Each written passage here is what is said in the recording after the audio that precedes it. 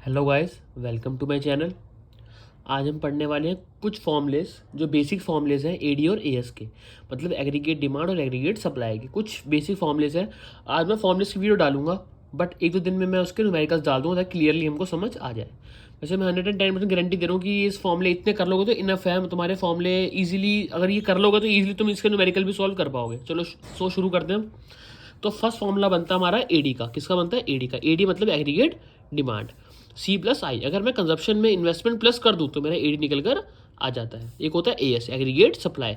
अगर मैं अपनी कंजप्शन में सेविंग जोड़ दूं तो मेरा एएस निकल कर आ जाता है। इस चैप्टर में जो हमारा एएस होता है, एग्रीगेट जो सप्लाई होता है, वो इनकम के बराबर होता है। इसीलिए जो मेरा एएस का फॉर्मूला होगा वही मेरा इनकम का भी होगा। ये रहा, एएस का फॉर्मूला होता है सी प्लस एस और इनकम का भी फॉर्मूला होगा सी प्लस एस। एक चीज़ और सीखनी है हमको, जो इस चैप्टर में जो हमारी कंजप्शन होती है, चैप्टर में क्या, रियलिटी में भी जो हमारी कंजप्शन होती है वो कभी जीरो नहीं हो सकती। हमारी जब इनकम जीरो होगी हम फिर भी कुछ ना कुछ खाते ही रहेंगे, इसलिए इनकम हमारी कभी जीरो नहीं हो सकती। एक चीज़ और सीखनी है, if economy is in equilibrium. जो इकोनॉमी होती है अगर वो इक्विलिब्रियम में है तो दो केस उसके अंदर ओपन होते हैं। एक तो एडी हमारा एस के बराबर हो जाएगा। क्या बोला?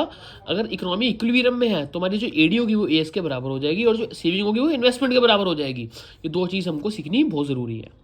दो फंक्शंस होते हैं, एक कंजप्शन और एक सेविंग। जो कंजप्शन फंक्शन होता है उसको सी से डिनोट करते हैं। उसका फॉर्मूला होता है A bar plus B into Y. A मतलब ऑटोनोमस कंजप्शन, बी मतलब एमपीसी और वाई माने इनकम। एक होता है सेविंग फंक्शन, सेविंग को लिखते हैं minus A bar plus one minus B into Y. A मतलब ऑटोनोमस कंजप्शन, इसमें माइनस का फर्क है, इसमें प्लस का फर्क है और कुछ फर्क नहीं है। इसमें बी को बोलते हैं एमपीसी। एमपीसी क्यों? क्योंकि कंजप्शन फंक्शन है, सी इसलिए लगाया। ये एस लगाया क्योंकि इससे सेविंग फंक्शन है इसीलिए। इंटू वाई, वाई माने इनकम।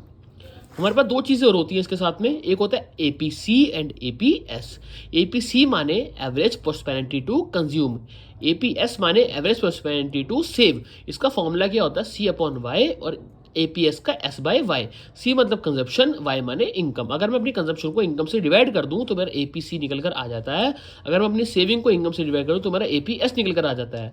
और अगर इन दोनों को जोड़ दूंगा तो वो 1 के बराबर होता है। ये सब चीज़ें हमको नॉर्मल छोटी मोटी चीज़ें पता होनी चाहिए।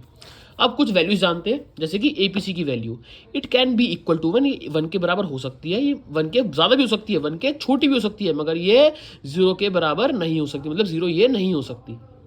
अब एपीएस की बारी, एपीएस हमारी नेगेटिव भी जा सकती है, एपीएस पॉजिटिव भी जा सकती है, बट 1 के बराबर नहीं हो सकती, ना ही मोर देन 1 जा सकती।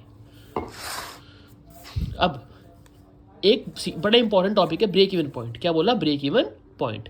एक होता है ब्रेक इवन पॉइंट जहां मेरी कंजप्शन बराबर इनकम होती है। जैसे मैंने 10,000 कमाया और मैंने 10,000 खा भी लिया, मतलब कि मेरा कुछ भी सेव नहीं हुआ। 10,000 कमाया और घर में पूरा 10 का 10 दे दिया, कुछ भी मेरा हाथ में बचकर नहीं आया, तो सेविंग मेरी जीरो हो गई। इसी को बोलते हैं ब्रेक इवन पॉइंट, कि जहां मेरा वाई बराबर सी हो जाता है, जहां मेरी इनकम बराबर कंजप्शन हो जाती है, उसी को मैं ब्रेक इवन पॉइंट के नाम से डिनोट करता हूँ। अब सीखते हैं एमपीसी और एमपीएस। एमपीसी मतलब marginal prosperity to consume, marginal prosperity to save. इसमें मेरा चेंज आता है, ये डेल्टा का साइन बोलता है, इसको बोलते हैं चेंज। अगर मेरी चेंज इन कंजप्शन को मैं अगर चेंज इन इनकम से डिवाइड कर दूं तो मेरा एमपीसी निकल कर आ जाता है। अगर मैं एमपीएस की बात करूं तो उसमें delta S upon delta Y, मतलब कि चेंज इन सेविंग अपॉन में चेंज इन इनकम। इसका भी सेम फॉर्मूला, अगर मैं इन दोनों को जोड़ दूं तो 1 के बराबर होना चाहिए, और होता भी है। जैसे ये 0.8 है तो इसको 0.2 लेना पड़ेगा, तभी तो 1 होगा बराबर। ऐसे लेते हैं, जब न्यूमेरिकल कराऊंगा तब प्रॉपर्ली समझ आएगा। एक अगला टॉपिक है इन्वेस्टमेंट मल्टीप्लायर। क्या बोला? Investment multiplier. इसको मैं के से डिनोट करता हूँ और इसके 3 फॉर्मूले बनते हैं, 1 upon MPS, 1 upon 1 minus MPC and delta Y upon delta I. इसका जो आंसर आता है वो टाइम्स में आता है। इन 3 फॉर्मूले में से कोई भी तुम लगा के इसको के कोई वैल्यू निकाल सकते हो। एक चीज़ और पढ़नी है, इसकी जो वैल्यू होती है हमेशा, जो इन्वेस्टमेंट मल्टीप्लायर की वैल्यू होती है, के की जो वैल्यू होती है वो 1 से इन्फिनिटी तक जाती है। हमको ये याद करनी है और इसको थोड़ा सा प्रूफ करके दिखाता हूँ। पहले इससे पहले चीज़ सीख लो, एक चीज़ याद रखना मेरी, if in question delta I ask or given we should use both the formula of multiplier के।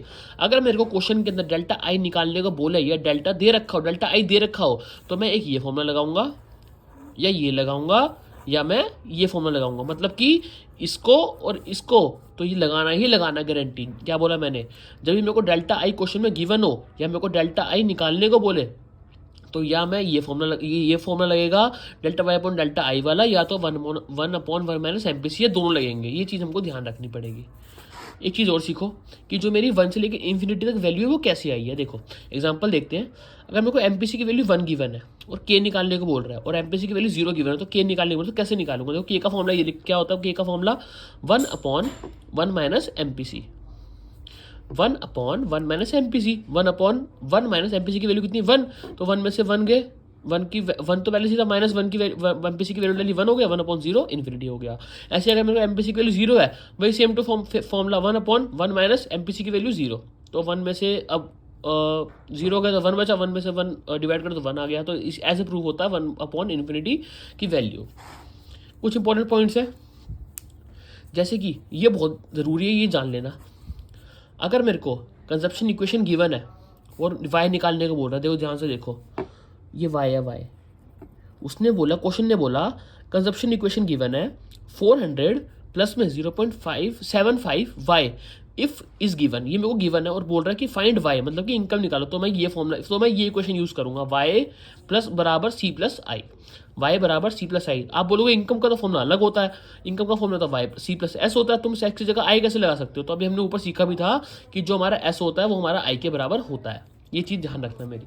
और हमको अगर एक इक्वेशन सेविंग की दे रखी है -400 प्लस में 0.25 y, अब मेरे को इसमें सेविंग की इक्वेशन दे रखी है, उसने बोला y निकालो, तब मैं लगाऊंगा ये वाली फॉर्मूला s बराबर y। ये हमारा थोड़ा सा रिकैप था वीडियो का। अच्छा लगा हो तो लाइक सब्सक्राइब करिएगा।